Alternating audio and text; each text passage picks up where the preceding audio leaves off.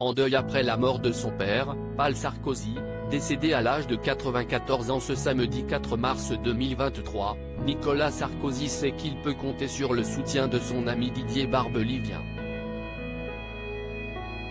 Ce dernier était bien évidemment présent pour ses obsèques à Neuilly-sur-Seine, ce jeudi 9 mars.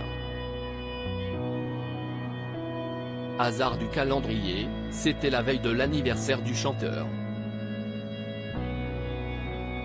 L'artiste fête ses 69 ans ce vendredi 10 mars.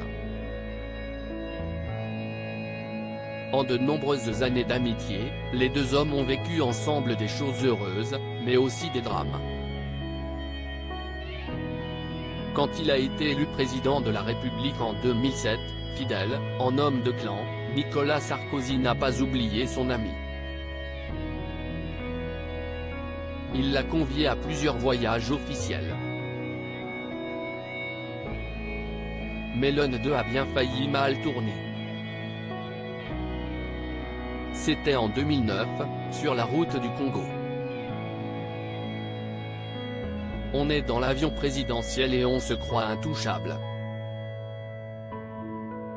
Or, l'avion, au démarrage du Bourget, est allé se mettre en bout de piste pour prendre son envol, pour décoller, et sur le trajet du départ au bout de la piste, le réacteur avant droit a explosé, avait raconté Didier Barbelivien dans cet avou, sur France 5 en janvier 2022.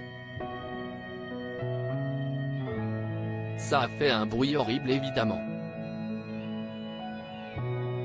Tout le monde s'est dit, qu'est-ce ce qui se passe?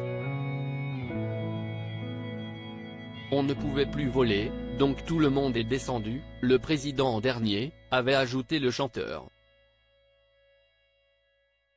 J'étais parmi les derniers à descendre, avec ma femme. Le commandant est venu vers nous, et là j'ai posé la question, si est-il quand même grave ce qui vient d'arriver? Si est-il l'avion du président quand même, avait-il raconté à Anne-Elisabeth Lemoine. Comme quoi.